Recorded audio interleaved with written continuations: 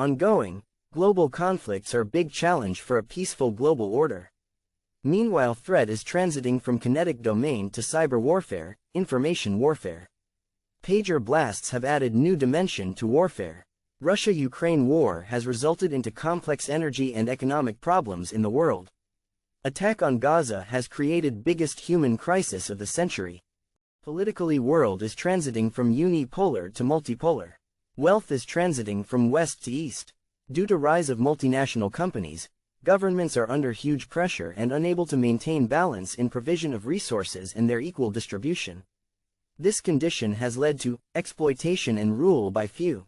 An estimated $31 trillion of global market is held with few dozens of wealthy people. Nations fail due to extractive system. Monarchs have been exploiting the community, aiming to enhance their power. Labor demands increase after the Black Death, famine in 14th century. However, modern-day state is alive to the citizens' need, yet there are gaps to provide basic necessities to society.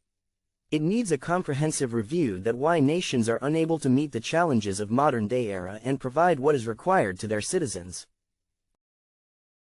Few states progress and others struggle. People say those who fail is because of nation's location, culture or lack of knowledge, but surely this can't be the whole picture. In a global village, location is of not much significance now, culture of not understanding of issue or lame excuses. The difference between developed and developing state is actually the result of economic and political institutions put in place. However, governance has become much more difficult than this simplistic idea of developing institutions. Since end of Cold War, world has taken a new shape. There are hosts of external and internal factors which shape a state's behavior as well as effect on governance. Primarily, it is the economic landscape of a country which determines the success of a nation-state. Economic culture is outcome of strict enforcement of economic regulations, tax regime and development endeavor. The success story revolves around economic prosperity of a state. Access to financing a country can have either inclusive or extractive economic institutions. Inclusive economic institutions encourage citizens to participate in economic activities.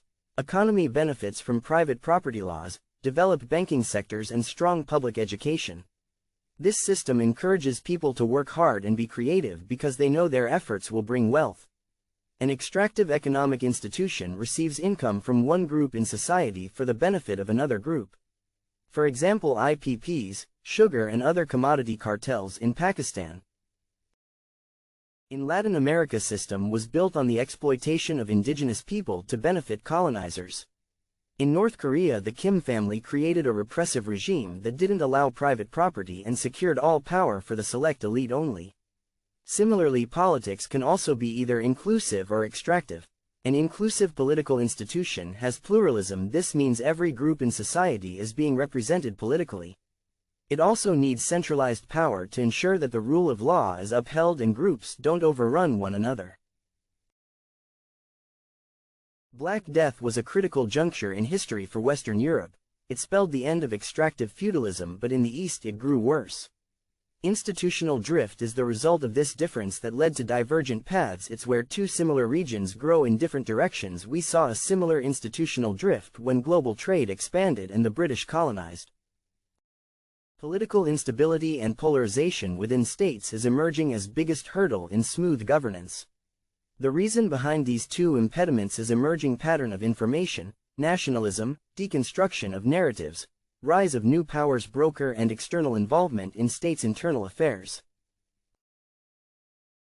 Role of non-state actors in states' affairs disrupts governance and get consumed states' resources for unwanted things. Multinational, media conglomerates, NGO, drug cartels and black marketers, armed groups have their own interest which influence the policy formulation within a state. Mega-narrative is as important for a nation as economy. Nations without a narrative cannot be harmonized at domestic front. The mega-narrative gives a nation purpose to live and progress. Above all, it projects the image of a nation. Climate hazards are affecting world in all spheres of life. The climate changes have resulted into affecting economy, human lives, livestock, displacement, health issues, unemployment, severe temperature. It all compounds the governance and consume resources to emergency. Ongoing global conflicts like Russia-Ukraine, Israel-Palestine wars, situation in Afghanistan, Iran-Israel, Yemen involvement in Israel-Gaza conflict, Bangladesh internal unrest, Myanmar, China-Taiwan unrest, America-China global contest, Russia-US and Russia-NATO, Pakistan-India issues, US-Venezuela, Somalia, Egypt and many more are big blow to global energy crisis, food and water security and human displacements. Information disorder has resulted into polarity in states. Polarization has added more pressure on governance. Disinformation is deliberately distorted info to inflict harm to someone. Disinformation is part of propaganda. When a false news is unintentionally or intentionally forwarded and shared with others, it is misinformation. When an information is correct but held to release at an appropriate time to get benefit, it is malinformation. For an inclusive economic policies, the issue of IPPs needs to be resolved. Exorbitant payment to IPPs at the cost of public relief is extractive policy which has already resulted into distrust of public on government institutions. Polarity in society is due to information disorder. A mega-narrative, a cause is required.